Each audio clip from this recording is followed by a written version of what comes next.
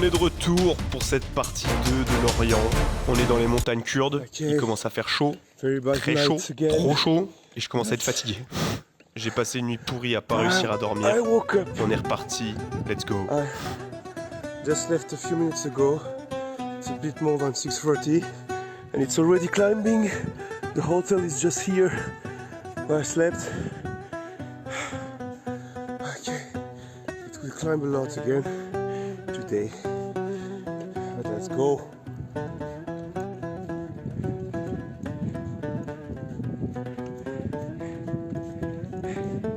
So today no fresh temperatures at all because at 6:30 it was already 28 degrees.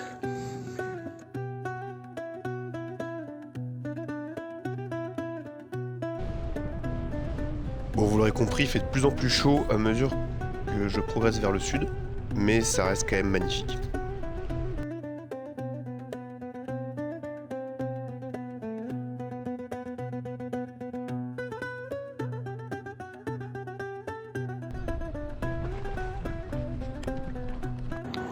Okay, so this is, I think, no, I'm sure the steepest and the hardest climb I've done since Switzerland. It's so steep. I'm going like 4 to 5 kilometers per hour. So hard.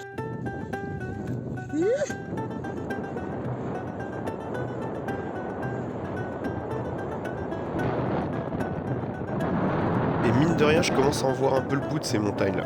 On voit le paysage qui commence à se dégager tranquillement. C'est le débarquement. Embouteillage. Let's go! Yeah! Okay, it is a bit more than 3 p.m. and it is so hot. Like, the atmosphere is crazy. Everything is in like a cloud of dust and some heat waves come in the face like when you put your head in the oven.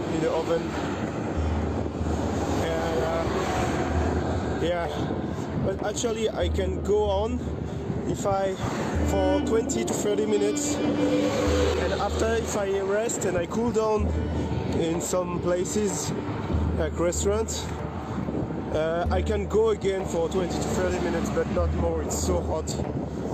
And donc là en gros ce que j'explique c'est que j'ai un peu quitté les montagnes, je tombe sur des axes avec un peu plus de trafic et je suis dans des nuages de poussière permanents, donc on voit que c'est brouillardeux un peu. Like a sauna. And actually if you close the eyes and you think you are in a sauna, it can be like comfortable, it can be like a good feeling, but I can't close the eyes unfortunately. And after, I'm not sure I will have the fresh shower, but I really hope I will have. Every morning, it's a race against the sun. I'm trying to go as fast as possible and to do as much distance as I can. And when it's too hot, at 11-12, I pass in survival mode and I go slower and I take my time and... Et en gros j'ai l'impression d'avoir un sèche-cheveux mais brûlant dans la tronche à longueur de temps dès que j'avance. Et en gros ce que j'explique un peu là c'est que je fais des surchauffes, je m'arrête 30 minutes dans une salle, un restaurant, un truc, je refroidis et j'arrive à repartir. Je sais pas si c'était très simple mais comme méthode de fonctionnement, je me rends sûrement pas compte à l'époque, mais j'arrive à avancer un peu comme ça. Et là en fait mon objectif c'est d'arriver à Isfahan et ensuite le fameux site de Persépolis.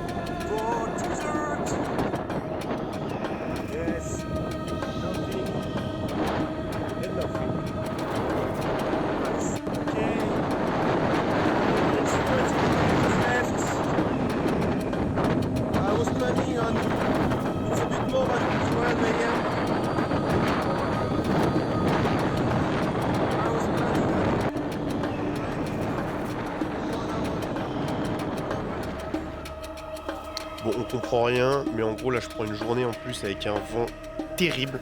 Je prends des rafales de poussière dans la tronche et j'arrive pas à avancer tout simplement. Donc voilà, c'est ce que je dis.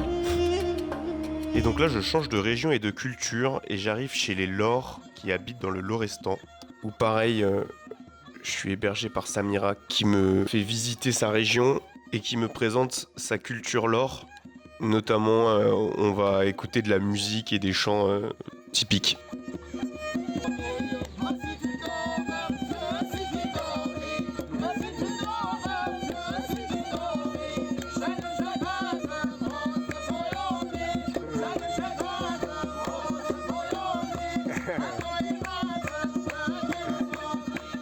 Et elle m'explique que les Lors se divisent en 7 sous-branches qui parlent le Lori, mais chaque sous-branche a des variations de ce langage.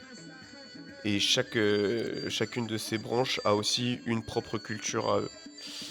Donc ça fait déjà beaucoup de diversité juste pour le Lorestan, qui est une petite région d'Iran. Mais en tout cas, ça souligne bien la richesse culturelle de l'Iran, quoi. Et donc voilà, j'arrive à Ispahan. Congratulations!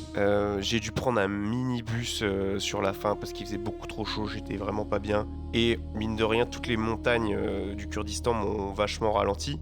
Et j'ai que 30 jours de visa, donc faut pas que je traîne non plus avant de ressortir du pays. Mais j'arrive bien à Ispahan et je vous laisse admirer la beauté de l'architecture. Je suis vraiment pas déçu d'y être passé, c'est vraiment magnifique.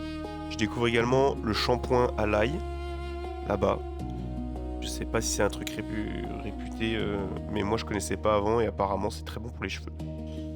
Il y a avec ou sans odeur en plus, donc c'est au choix. C'est ce qui est bon, c'est bonnard. Bon, et là je réalise qu'un point géographie/itinéraire s'impose parce que il y a des nouveautés. Il faut que je vous explique tout ça. Bienvenue au point itinéraire et géographie. Revenons donc à nos moutons. Après de longues réflexions, et pour atteindre la baie d'Along, je me rends compte que je peux pas passer par le Pakistan pour rentrer en Inde parce que les frontières sont fermées. Je dois donc prendre une décision. Tout le nord est fermé également, donc j'ai pas trop le choix que de devoir prendre un avion à un moment. Et il se trouve que j'ai un ami qui travaille à Dubaï. Et je me dis qu'il faudrait quand même que j'essaye de pousser le plus à l'aise possible. Et donc je me dis, et si j'allais le voir, ce serait marrant que je passe lui faire un petit coucou sur le vélo. Et après, ma seule option pour pousser le plus à l'aise possible, c'est de continuer le long d'Oman et d'aller jusqu'à la capitale omanaise. Et après, redémarrer en Inde, le plus à l'ouest possible, et donc Bombay. Donc avec cette stratégie, je minimise mon trajet en avion le plus possible et je peux redémarrer depuis l'Inde. Et c'est comme ça que du coup, je pars dans le sud de l'Iran avec pour objectif d'aller à Dubaï. C'est parti.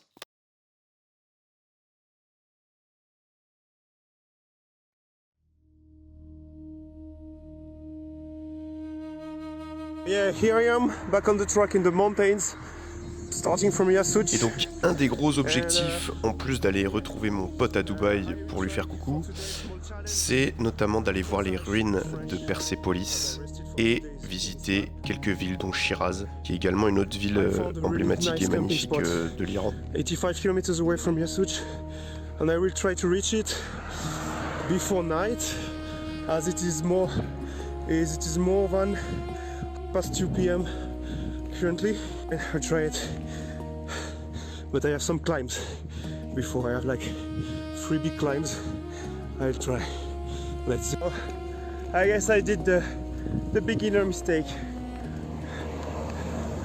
as I went too fast in the first climb, and now I'm in the third one, really hard, really steep, and I have no more energy.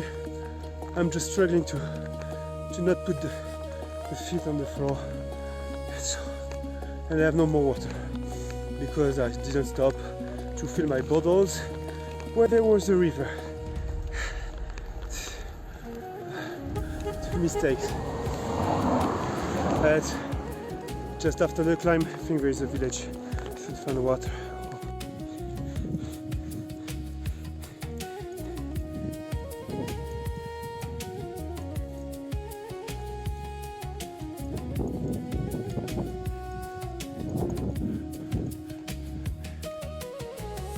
toujours aussi sec, mais toujours aussi joli.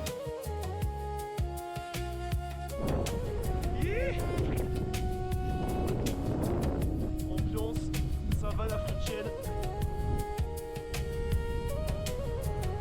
Et donc là, je vais commencer à comprendre un truc au niveau de l'expérience de voyage à vélo. C'est que les sites naturels un peu jolis, c'est pas forcément les meilleurs endroits pour dormir. Je sais pas si vous vous rappelez en Turquie, là, les cascades où j'ai dormi, j'ai passé une nuit affreuse. Et ben là, c'est un peu pareil. C'est un spot qui est un peu connu.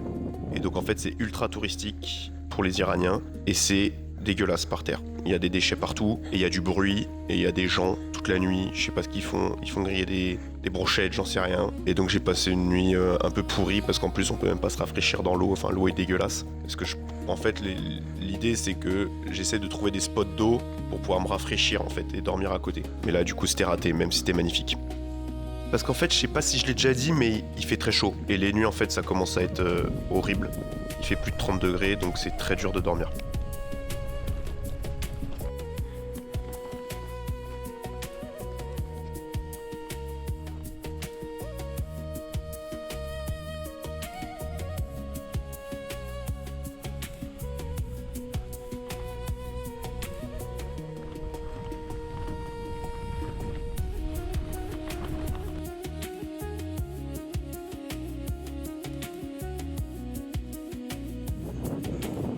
Bon bah pas de baignade. Du coup on compense avec une petite montée.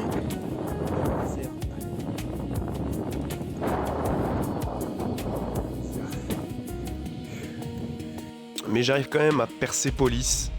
Et franchement, avec le recul, je me rends compte de la chance que j'ai eu de visiter ce site. Je suis pas très visite, musée, etc. Mais je crois que c'est la visite la plus folle que j'ai jamais faite. L'endroit est incroyable. Et j'apprends plein de choses et c'est ultra passionnant. C'est fou comme on connaît pas l'histoire de ces régions, je trouve. Et bref, il me faudrait des heures pour en parler. Mais une des choses notamment vraiment impressionnantes sont les colonnes qui sont super élancées et qui vont jusqu'à 22 mètres de haut. On se rend pas compte sur la photo, mais c'est assez fou. Et j'arrive ensuite à Shiraz, autre ville que j'ai adorée, car tout aussi jolie que Isfahan, mais plus petite. Donc on s'y retrouve beaucoup plus facilement. L'architecture est toujours aussi incroyable. Toutes ces mosquées là sont magnifiques, c'est un truc de fou. Et là, je prends une petite voiturette là, vous voyez, il y a quelqu'un qui me propose un petit tour en voiturette, je me fais plaisir. Et le bazar est magnifique aussi. Ce qu'il faut savoir, c'est que dans chaque ville, il y a un bazar. Et on peut y passer des heures aussi, il y a plein de choses à voir. Et là, il y a une petite place qui s'appelle la place aux orangers, qui est sublime. Je prends un petit thé, c'est rical, c'est pépite. Voilà quoi. On aime, on adore.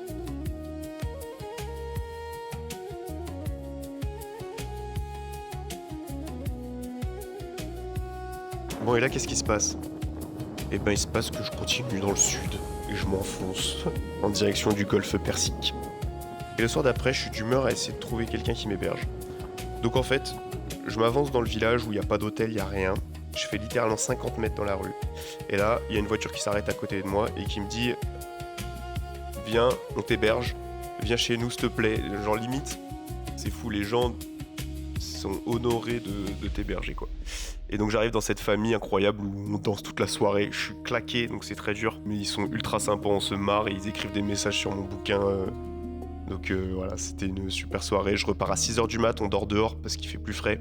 Mais bon, nuit pas terrible encore. Et je crois que j'ai chopé des puces dans leur couverture parce que ça me gratte partout sur les jambes, j'ai plein de boutons. Mais c'est parti assez rapidement, donc c'est pas grave. Et donc là, j'avais un objectif qui était de parcourir 135 km pour arriver dans la ville de Jarom. Et là, clairement, je perds ma course contre le soleil, on va dire. Et je m'éteins au bord de la route, obligé de m'abriter à l'ombre parce que je suis pas bien. Parce qu'à chaque fois, en fait, c'est un peu le même dilemme. C'est est-ce que je dois m'arrêter manger pour reprendre des forces, ou alors essayer d'arriver le plus vite possible avant qu'il fasse trop chaud. Et c'est pas évident de trancher à chaque fois. Et après un ultime effort, j'arrive quand même chez Arsalan qui m'accueille et me fait visiter sa ville Jarom. Et bon, vous l'aurez compris, hein, mais il est d'une gentillesse incroyable. Il a le cœur sur la main, c'est... Bref, encore une fois, je suis touché en vrai. T'es obligé d'être touché par ce que tu reçois, c'est pas possible autrement. Et grande nouvelle, j'arpente encore quelques montagnes le lendemain et je redescends enfin de mes hauts plateaux et des 1500 mètres d'altitude de moyenne que j'avais pas quitté depuis la mer Noire et la Turquie. Which is not very nice because I did not hear my alarm this morning, so I woke up at 6 instead of 5. I had like 165 kilometers to do, so I am already 1 hour late,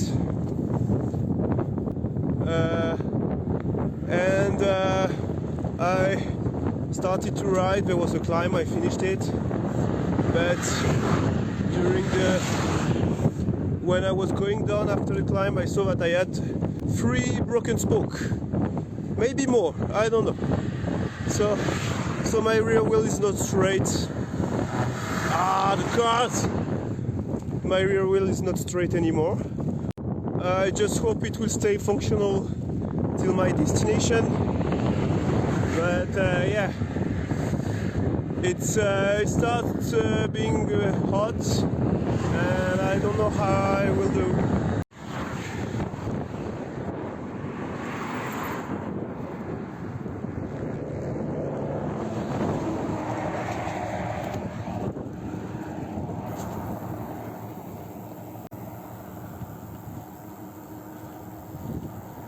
Et donc là, c'est un échec total. Je perds totalement ma course contre le soleil. Heureusement, je trouve une petite aire d'autoroute où les transporteurs s'arrêtent et j'arrive à trouver un camion qui me transporte jusqu'à la ville objectif du jour. Et quand je vois la plaine que je traverse avec le camion, franchement, je suis ultra content de l'avoir pris parce que je pense que je n'aurais pas réussi à la traverser. Donc c'était un mal pour un bien, clairement. Et ce chauffeur d'une gentillesse encore incroyable d'ailleurs m'a peut-être juste sauvé la vie en fait. Bon et là clairement maintenant il fait trop chaud, je peux pas repartir là et c'est pas possible. Ah bah non, je repars tranquillement le lendemain matin. A bit more than 6:30 now, but it's already so hot. I think it's more than 30 degrees right now already. It's flat, there is a bit of wind.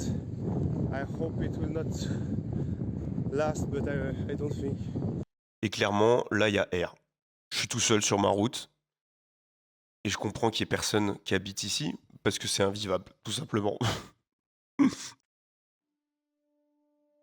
Today things are happening completely randomly. This day is really weird. I started the day at 6 and I ended at 11 a.m. The sun was too high, the weather was too hot. I just found a small village, maybe the only one on the road, with people trying to buy me some internet data because I had no more data, so no more internet. After the guy brought me to all the places in the village to find data, which he manages to buy me a few data. A guy invited me to his house to have a nap, so I could have slept with fresh air inside, and he gave me some food, so I was really lucky to find him. So now I waited in a market in the service area. Yeah, I've waited for, I don't know, 2 hours maybe, and at 5:30 p.m. I decided to start riding again, so now I'm riding. I've been riding for 30 minutes now, but it's 6 o'clock, but it is still really hot, and I don't know where I will sleep, so like this day is completely weird, like I don't know. Oh yeah, and the thing is that I'm running out of reals as well, so I don't have any more money. Donc là, le mec qui est dans le mal, en gros, il dit qu'il a plus de monnaie, il a plus de data internet, et en plus, je vous l'ai pas dit, mais j'ai perdu mon câble de recharge GPS. Donc la batterie de mon GPS est en train de se terminer gentiment, et je ne pourrai retrouver un câble qu'à Dubaï.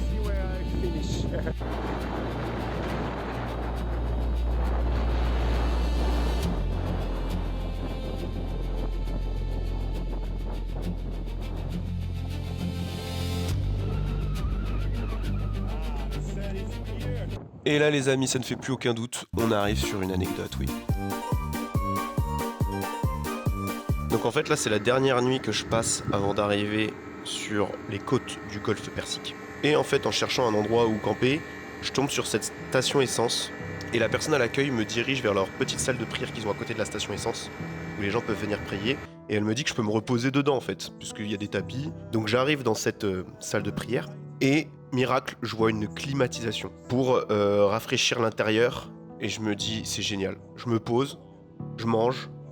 Et là, je commence à m'endormir avec la clim qui commence à fonctionner. Je me dis, c'est incroyable, je vais avoir un peu de fraîcheur. Et ce qui se passe, c'est que au bout d'une heure, je me réveille suffocant de chaleur, en sueur. Parce qu'en fait, la clim, elle est complètement gelée. Il y a un mur de glace sur la climatisation et du coup, elle fonctionne plus. Et donc là, il s'en vient un espèce de rituel où toutes les 30 minutes, je brûle la glace avec mon réchaud pour que la clim se remette à fonctionner et me rapporte un petit peu de fraîcheur. Et ça marche, on va dire, 3-4 fois. Et donc là, il doit être quelque chose comme 2h du mat. Et je suis assis sur la marche devant la salle de prière. Et je peux plus rien faire, enfin je peux pas dormir. Et donc je suis obligé de... je me dis que je vais aller pédaler. Et donc je me mets à pédaler 3h du mat. Il fait 35 degrés. Vraiment, littéralement, je me rappelle, il fait 35 degrés. Et j'essaye d'avancer. To melt it and after I slept maybe 30 minutes again and after I decided to left. But this is good because for now there is no headwind. So it's nice and there is very low traffic. So these are the good points. The bad point is that it's already. Et les points négatifs en fait, c'est que j'ai jamais ressenti ça de ma vie. Et il y a un moment très net où je prends un mur d'humidité. Mais littéralement, en quelques mètres, d'un coup je ressens une lourdeur et une humidité que j'ai jamais ressentie auparavant. Ça commence à sentir la et donc mer. ça fait que la chaleur est encore plus dure à supporter. Parce qu'en fait le corps ne peut plus évacuer la sueur. Donc vraiment on ressent une lourdeur, c'est hyper dur. Et comme si mon corps ne m'envoyait pas déjà assez de signes pour me dire qu'il était fatigué, je démarre une diarrhée. Je me rappelle là dans le noir encore dans la matinée, me jeter dans un fossé parce que je suis littéralement en train de commencer à me faire caca dessus. Et donc vous allez vous dire mais pourquoi tu continues à avancer dans cette direction ? Et ben en fait il y avait quand même un objectif avant d'aller à Dubaï, c'était d'arriver sur cette île là qu'on voit, c'est les paysages lunaires. Donc c'est les îles de Kesh et Hormuz qui font d'ailleurs sujet de l'actualité parce que le détroit d'Hormuz est très contesté en termes de géopolitique actuellement, donc c'est intéressant. Mais j'étais là, et en fait ces îles sont magnifiques à visiter apparemment parce qu'il y a des formations rocheuses sublimes et des plages rouges à cause des minéraux, etc. Et je dis apparemment parce que simplement en fait je vais pas réussir à les visiter, je suis à bout de force. And I forgot to say the most important thing. I have a nice tourista. I have no energy and I don't feel very good. I'm not feeling good at all. It's perfect. Nice day. Et donc là j'ai un pote qui avait proposé de m'héberger parce qu'il m'avait vu sur Instagram. Et petit détail, il habite de l'autre côté de l'île par rapport à là où j'ai débarqué. Et j'ai donc quand même 60 km de route à faire. Et donc là je me retrouve sur ce paysage lunaire, vent de face. Et littéralement je me rappelle être sur du plat, mais vraiment plat total. Et je fais quand même des zigzags pour essayer d'avancer. Et je cherche le moins de mètres carrés d'ombre pour m'abriter. Et j'arrive dans un état terrible. Et je me rends compte que j'ai roulé dans une humidité et une chaleur que je n'ai jamais ressentie de toute ma vie. Et encore jusqu'à maintenant, j'ai jamais ressenti ça. Je pense que je m'en rends pas compte, mais je suis quand même à bout de force et vachement déshydraté. Je pense en termes de minéraux, etc. Je pense que déjà là, on verra la suite, mais je pense que ça va pas fort, mais je me rends pas compte parce que je connais pas ces sensations. Et bref, après avoir passé la journée à chercher la moindre ombre, je finis par être sauvé une fois de plus par un Iranien qui m'amène dans un appart climatisé. Et là, je dors toute l'après-midi. Et il travaille dans une usine de dattes à côté, il me ramène des dattes et ça fait un bien fou. Et en fait, je me rends compte simplement qu'il n'y a personne qui vit dehors pendant cette période.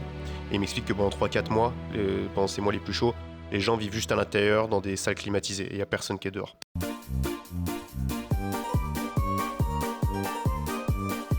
Et voilà, c'est donc sur cette anecdote qu'on termine l'arc iranien magnifique, c'était incroyable. Et je m'apprête donc à aller à Dubaï voir mon pote Louis qui va m'héberger pendant quelques jours et où je compte bien me reposer. Sauf qu'il reste un dernier obstacle, j'avais prévu de prendre un ferry de nuit, c'est pour ça aussi que j'étais sur cette île, pour aller arriver à Dubaï. Problème tempête, annoncé pendant 2 semaines, drapeau rouge, donc aucun ferry ne circule. Je dois donc retourner à Bandar Abbas, qui est sur la côte, et donc pas le choix que de prendre un avion pour 30 minutes. Donc je suis clairement deg, même si je prenais encore des avions à l'époque. Bon, je vous passe les détails, mais c'est encore une galère. Mais bref, j'arrive quand même à Dubaï pour prendre des jours de repos bien mérités. Bref, j'ai emballé, mon vélo a été emballé n'importe comment dans du cellophane et des bouts de carton, enfin c'était assez marrant. Et j'arrive enfin chez mon ami Louis. Et donc pendant 4-5 jours, le programme, on va dire qu'il est assez simple. Je mange. Je fais faire des réparations sur mon vélo. Je mange encore. Je remange. Et je visite un peu, mais je vous avoue que c'est assez lunaire l'ambiance. Après tout ce que je viens de vivre, moi je me retrouve en claquettes chaussettes dans le Burj Khalifa et je vais au D4. C'est assez particulier et je me sens pas non plus rester une éternité là-bas, quoi. Mais donc je reste 5 jours, ce qui est parfait. Et après une petite activité plongée avec mon pote Louis, il me redépose à la frontière omanaise et je repars pour Oman. Okay, so let's make a small summary of the situation. It is 10:15 here now, and I'm at the border between the Emirates, and Oman, and I will have no internet in a few meters. And yeah, it's pretty weird and alone in the dark, but it's good. The temperature is a bit more than 50 degrees, and I will ride by night, and we'll see where I'm ending. So I'm going back to the ride, and I will cycle through Oman. Let's go. Okay, it feels a bit strange to be here in the dark, but I'm in Oman. Let's go and ride this 12 country. Hey.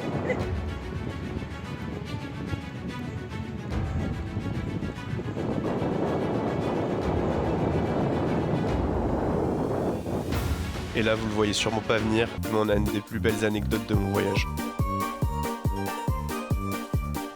Donc là, il est 2h du mat à peu près. Je me balade et je croise un premier panneau où c'est écrit laiterie.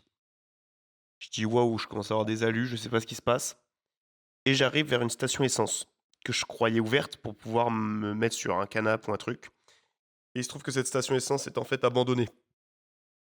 Et les portes sont fermées, donc je peux pas rentrer. Et là, en regardant un peu autour de moi, j'aperçois une petite lumière plus au loin derrière la station. Et je m'avance. J'y vais, il y a un muret, etc. Je rentre et je croise une personne, donc ça se voit qu'elle n'est pas d'origine omanaise parce que le type est beaucoup plus Afrique noire. Et je commence à essayer de traduire avec Google pour lui faire comprendre que je cherche un endroit où dormir et que je suis un peu perdu au milieu de nulle part.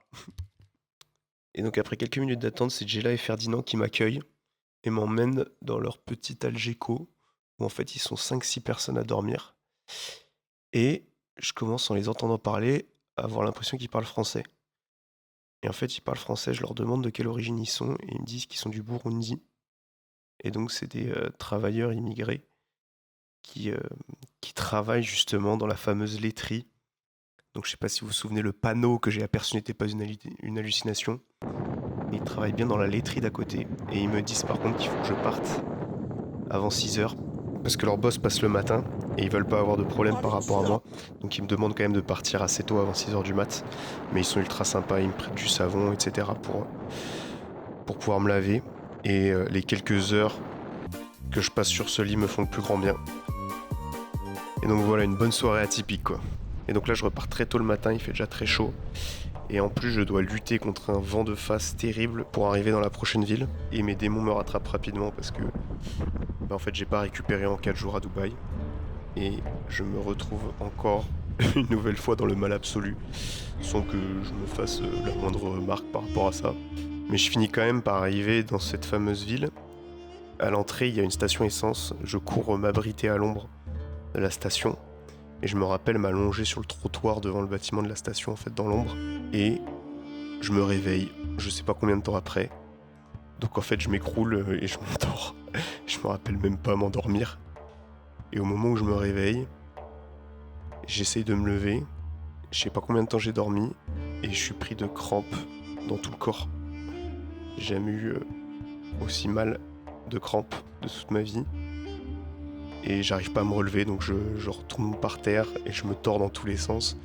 Et il y a des travailleurs, on va dire, qui font les pleins d'essence, qui me regardent de manière un peu ahurie, sans savoir quoi faire, ni quoi penser de ce que je fous ici. Et donc j'arrive à me relever tant bien que mal, et j'aperçois un hôtel juste après la station essence, donc je marche vers l'hôtel. J'arrive à l'entrée, et là je vois les prix des chambres qui sont démesurés. Et là j'explique que, enfin je m'assois devant, et je dis bah en fait je peux pas payer, donc désolé. Et là il y a le dirigeant qui arrive, et il me dit mais y a pas de souci, viens, prends une chambre, y a pas de problème. Il voit, je pense que je suis dans le mal total. Je sais pas quoi dire, je le suis, je me mets dans le lit, 20 minutes plus tard il me ramène un plateau repas. Et donc je mange et je passe l'après-midi dans le lit à dormir. Et en fait après il revient pour voir comment je vais le soir. Il me dit pas de souci, tu peux rester la nuit autant que tu veux. Donc voilà, je suis encore sauvé par les habitants. Et vous allez voir que la souciance va encore monter d'un cran, et oui. Mais je repars tranquillement quand même le lendemain matin, prêt à affronter mon Djebel Shem à 3075 mètres d'altitude, donc j'ai pas mal de côtes à faire. Et je remarque sur la route quelques fun facts. Par exemple cette rivière qui traverse la route, alors qu'on est quand même au milieu d'un pays extrêmement sec et aride. Mais aucun souci, hein, c'est normal, on continue. Je tombe encore sur une deuxième, encore plus grosse cette fois, qu'il faut traverser, mais bon, on met les pieds dans l'eau, c'est agréable. Et puis ça commence à être joli, donc je suis content.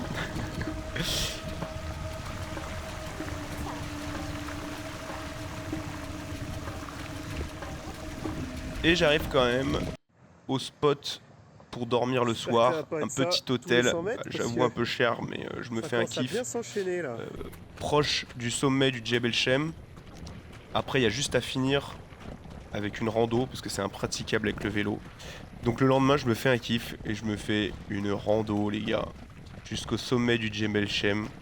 Les images rendent pas grâce à la beauté des paysages, mais quand même, vous allez pouvoir avoir un petit aperçu, c'était incroyable.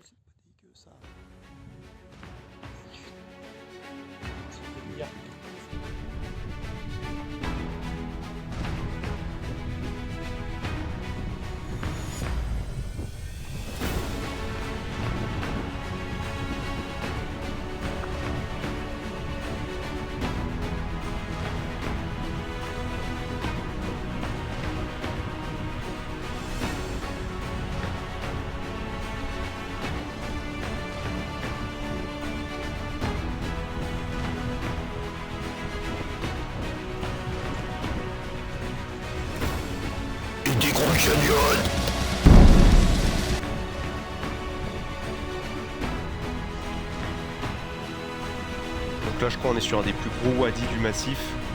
Et je sais pas si on se rend compte, mais moi j'avais jamais vu autant de dénivelé face à moi. C'est impressionnant.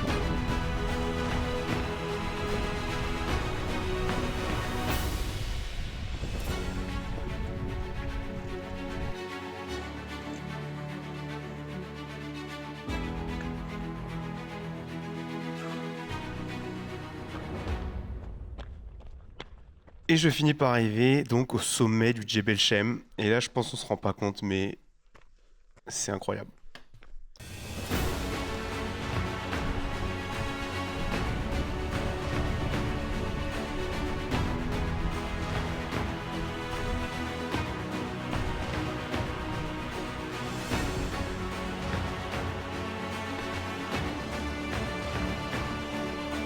Et donc là, après cette rando qui me donne bien envie d'explorer encore un peu plus la région, je dois faire un détour autour de la dépression pour passer à l'intérieur, pour passer les contreforts en fait à un autre endroit. Puisqu'ici, comme j'imagine que vous pouvez le remarquer, c'est compliqué de redescendre à l'intérieur de la dépression. Et donc, je dois redescendre tout ce que j'ai monté pour remonter tout ce que j'ai descendu, mais ailleurs. Je sais pas si vous me suivez. Mais moi je suis content, hein, donc YOLO, on avance. Et je me rappelle notamment que cette descente, elle a des pourcentages tellement impressionnants que je suis obligé de m'arrêter pour laisser refroidir les freins. Et je dépose des gouttes d'eau dessus qui s'évaporent instantanément, c'est impressionnant.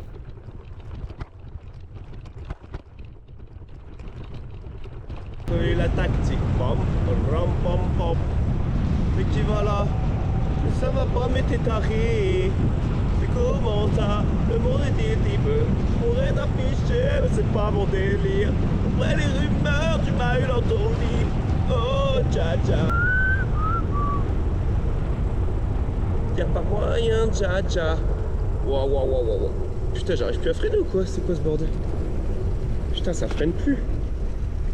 Wow, ok, on va stopper le game. Je crois que j'ai terminé mes plaquettes. Il faut que ça se refroidisse parce que je crois que j'ai plus de frein là. So I had to activate Touareg mode. Okay, it is 9:45. I hope I can climb fast enough before it's too hot. Let's go. 20 kilometers of climb to Geberdar. I hope to find some cooler temperatures up there. Et donc là, je vous avoue, le début de la montée est pas ouf, c'est en chantier. Et on alterne entre 6% et 12%, 6% et 12%, ça fait des paliers. Et après ça va être plus haut. Et une fois arrivé en bas, et ben je remonte. Et là, il va se passer un moment assez incroyable. Je pense qu'elle vient de la fatigue accumulée depuis de nombreux jours, où j'expérimente pour la première fois, je pense qu'on appelle le flow communément dans les courses d'ultra. J'ai des frissons et j'ai des émotions incroyables qui me parcourent tout le corps. Et c'est la montée la plus belle que j'ai faite de tout le voyage et une des plus belles montées de toute ma vie. Et le sentiment qui me reste une fois que cette émotion est passée, c'est que ce voyage de 6 mois en valait la peine rien que pour avoir vécu ces 15-20 minutes. Dans la terre et le sable, on est l'espèce humaine, la pierre et le sable, la parfaite lumière. Ceux qu'on périt le savent, c'est toi qui as fait le logo. On le porte sur le cœur, comme tout ce qu'on a perdu, c'est la vie malheureuse. Et le vice de l'orgueil, j'en veux plus dès lors que tu sens dans l'évier, les loups sont de sortie, j'étais sincère, tu fuyais. J'imite les humains comme Cheetah, mais je ne veux pas d'une gauche jetable. Je veux qu'à deux on fasse qu'un comme Gogeta. Qu'elle s'inquiète de me voir me coucher tard. Glorifier les marques sans faire un euro. Victime d'un système qu'on promotionne. Je prends ma somme, pas de chrome aux autres. Tout pour la mise dans mes chromosomes. Je prenais mon temps, maintenant je bombis. Comme quand l'alarme du trou me sonne. Croquer la pomme, finir en bas. Et puis tout reconstruire comme les premiers hommes. Le visage vers le ciel comme un tournesol. Prends pas des ailes, on retourne au sol. Le visage vers le ciel comme un tournesol. C'est ça. Ce qui est bizarre, hein, parce qu'il fait 40 degrés, c'est l'enfer. Et j'ai l'impression d'avoir des ailes, je me sens voler dans la montée. C'est incroyable, je sens plus l'effort. Donc je sais pas si c'est dangereux ou pas. Mais bref, j'ai les larmes aux yeux avec les paysages et tout. Et donc c'est un moment magique que je retiendrai toute ma vie. Et que je me remémore régulièrement. Et ce qui est un peu frustrant d'ailleurs, c'est que c'est pas vraiment compréhensible ou explicable tant qu'on l'a pas vécu en fait. Vraiment c'est ultra particulier. Et moi je vis un peu dans l'espoir d'expérimenter ça au cours des courses d'ultra que je pratique maintenant quoi. Et donc là, après cette séquence émotion, je peux enfin descendre à l'intérieur du massif et de cette dépression rocheuse en fait.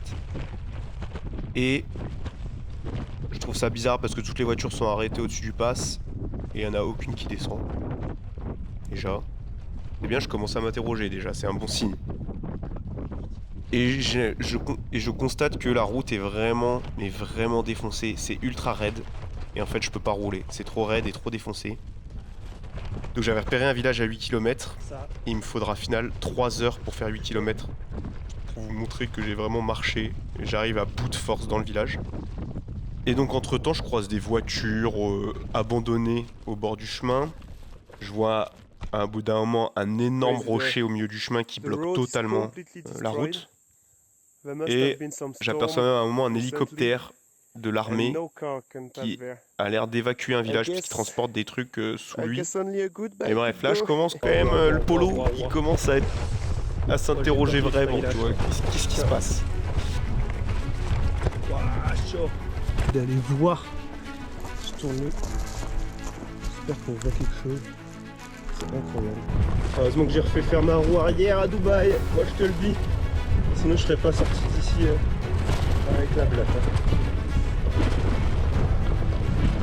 Laisse tomber. Laisse tomber. Oh mais là, on va où là? On va où? Je suis toujours pour mon frère.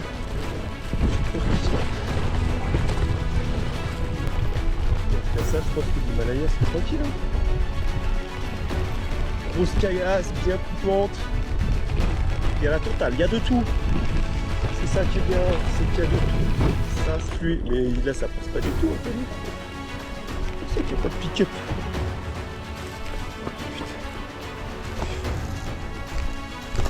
Hop là, c'est son portage. La rampe elle est défoncée. Ça doit être récent du coup de tirer. Il s'en passer.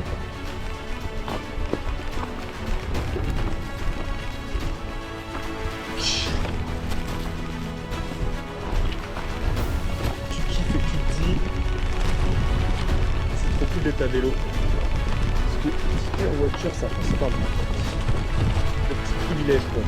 Tiens on est reparti après une très longue session de portage.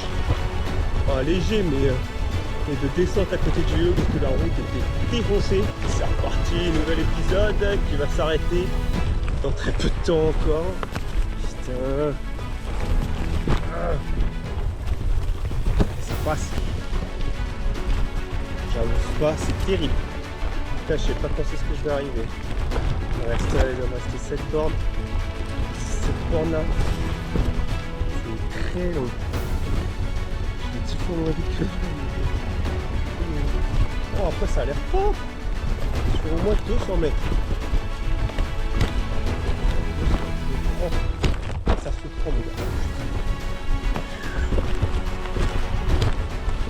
Ça fait très chaud.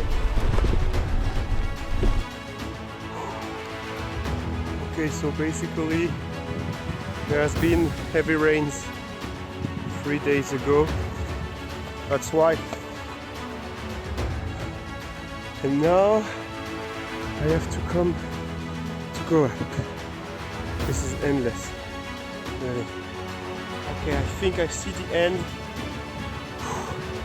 I guess. Oh, it's tight. I guess I find some road down there. I start to feel a bit worried about the situation because I saw a military helicopter. I think going for evacuating people. So I was like, what am I doing here?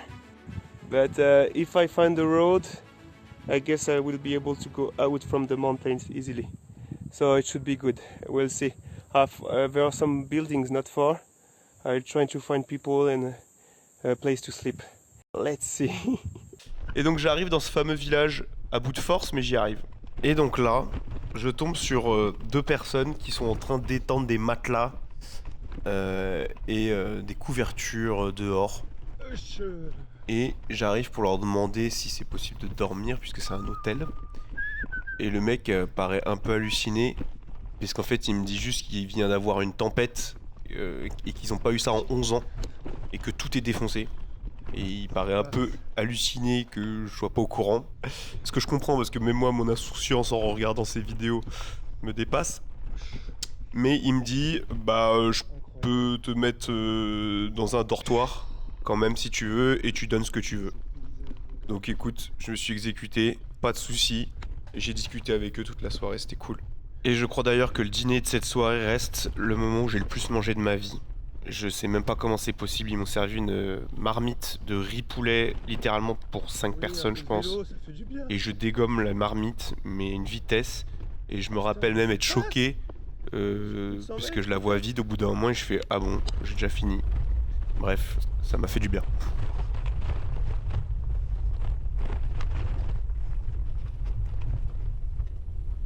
Oh là là là là. Ce paysage, mon gars. C'est incroyable.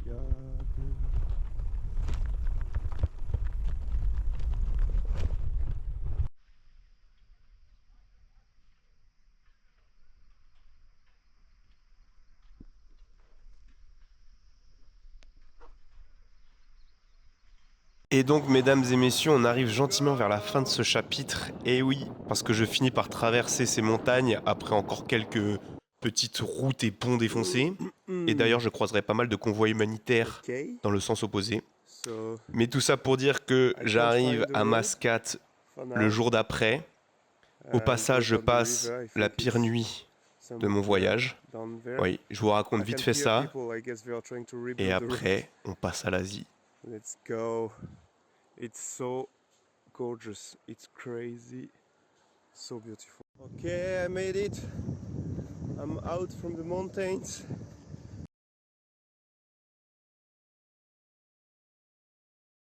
Et donc là, étant dans l'incapacité d'arriver à Mascate le jour même, je finis donc dans ce spot, le seul endroit où il y avait une cascade sur mon chemin pour pouvoir faire une escale. Et là, problème, quand je me mets dans l'eau, bon déjà c'est un petit peu touristique, donc il y a du monde, et je suis obligé d'attendre un certain temps avant de pouvoir poser ma tente. Et en fait, quand je me mets dans l'eau, elle est brûlante. Et donc je pense que c'est des sources chaudes en fait. Et donc là, je suis dégoûté. Je mets ma tente, il fait 32 degrés, impossible de dormir. Je suis en sueur. Et donc je me revois encore à passer toute la nuit dans cette petite piscine de sources chaudes, tout nu, tout seul, en regardant les étoiles et en me disant que j'ai fini de traverser l'Orient et que maintenant, l'objectif, c'est l'Inde, le Népal et après l'Asie du Sud-Est. C'est parti les gars, let's go!